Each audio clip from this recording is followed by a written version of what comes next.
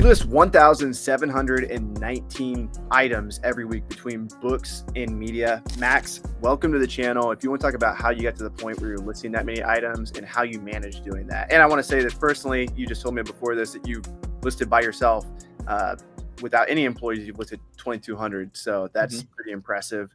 And yeah, take it away, man. Give us some listing tips. Well, the thing about it is it can certainly take time to list through, and I know your first batch is always going to be very slow. I know it took me 6 hours to get my first book batch in. I was listening through Turbo Lister, which is Scoutly's free program, but it's just simply getting accustomed to the software. And once you do that, you can almost make it like a process instead of looking at each and every individual book and wanting to read every single book at once. So you can what superior software are you using now? I'm using GoToLister right now, and that's definitely the way to go, at least for the time being. It's certainly a fast software to go about. I'd say it definitely makes it scalable for the way that it can be used across multiple computers, and it's not all difficult to, for example, have people go out, scan everything in, and then price it at home, and then come back. Yep.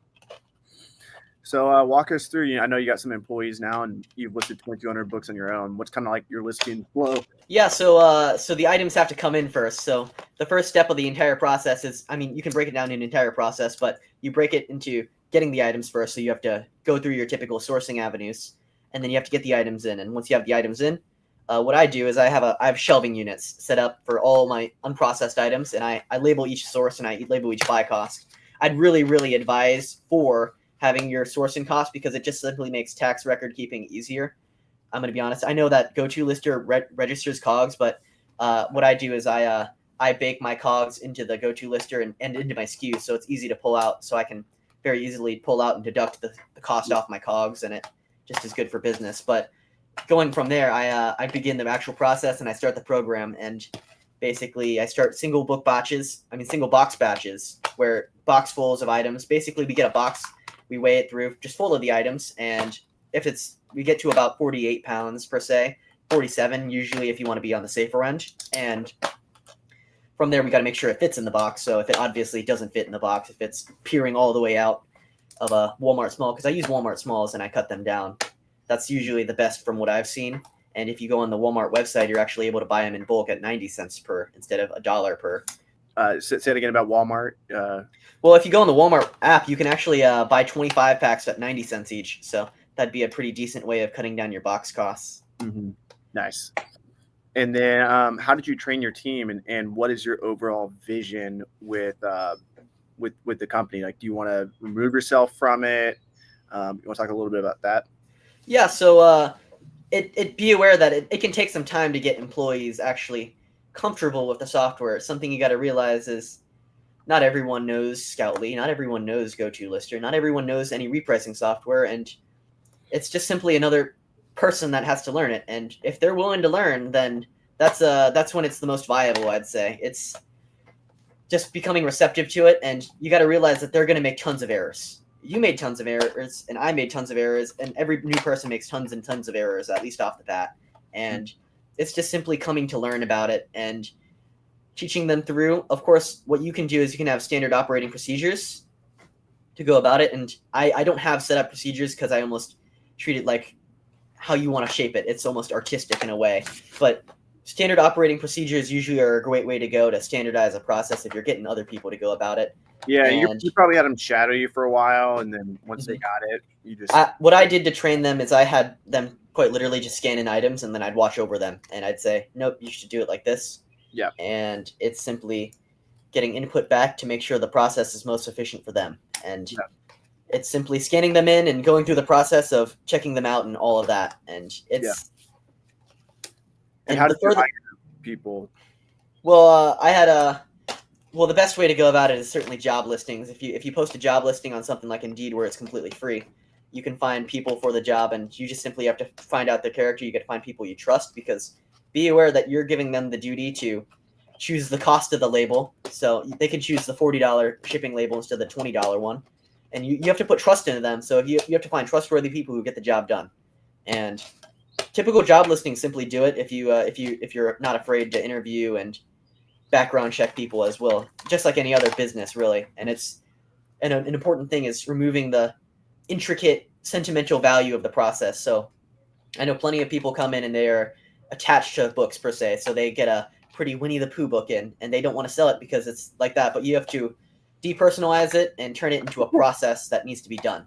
Yeah. And I know the only way you can do that is by doing it. And I think I'm better off because I never grew up with DVDs. I never grew up with CDs. I didn't really grow up with books, and I don't particularly have a major influence in books, at least in my own mind. But I have the ability to not compartmentalize and not sentimental value them out and say I'm not going to list it because I like this movie, or I'm going to go watch it because I don't particularly use them and I never grew up with them. Yeah. Yeah, I feel you on that. My mom, I taught her how to sell books on Amazon, and she was the worst for a while. Like every damn book, she was like, "Oh, I'm going to use this for my classroom." Blah blah blah. My mom just list the book, scan the book, be done with it. And Yeah. Even some employees that I've had in the past, they'd like be looking at books, and I'm like, "Look, like we're in here to work. You know, like afterwards you can look through and you can buy it from me, but don't get obsessed with it now." Yeah, that's the very tricky thing. Even groups like libraries have that issue, and if you want to run an efficient business, you got to make sure that they aren't attached to anything about it. If they're on business terms with you and they're inspired to get to work and make productive numbers instead of having a museum on display full of stuff that isn't sorted through, then it's that's how you run a business, and that's how you actually make sure it's functional. Yeah. Well, thanks so much, Max, for coming on the channel. I'll link all the other videos we shot below so you guys can go follow him there. And we also talk about his consignment business there, which he sells CDs, DVDs for people on consignment. So if you guys want to check that out, go watch the other videos and learn more about his business and how he's really scaled to 61,000 in the last 30 days. Thanks so much for coming on, brother, and we'll talk soon. Yeah, it's no problem. I'm glad to talk about it. Peace. What up, guys? Avery here, host of Miami Sellers Conference. Just wanted to give you guys a quick reminder that you can book your tickets for next year, Miami Sellers Conference 2026. That's crazy. How time flies. This is going to be our 6th year doing it, and tickets are never going to be cheaper than what they are now on the website. So get in, and I recommend getting the full package: the yacht, the after party, the general admission. All of this is an experience, and we only get better as time goes on. You can go to the website and check all the testimonials, but we'd love to see you there. I'd love to meet you in person. And again, ticket prices are only going to go up, and if there's one thing you can invest in, what I believe can really change your life is networking and building a network of Amazon sellers who are either millionaires or on their way to be, because your network is your net worth, as cliche as that is. It's just great to surround yourself with like-minded people, and we get the cream of the crop. We get all the talent in the industry at Miami Sellers Conference. So a couple of weeks before the event, people always ask me, "Hey, can I get a discount? The prices are so outrageous." And we do charge a lot. And right now you guys can get in at a discounted price. I promise you, the week of the event, for everything, it's going to be $2,000 or more. So whatever price you see below, that's going to be the best price. And yeah, see you guys in Miami.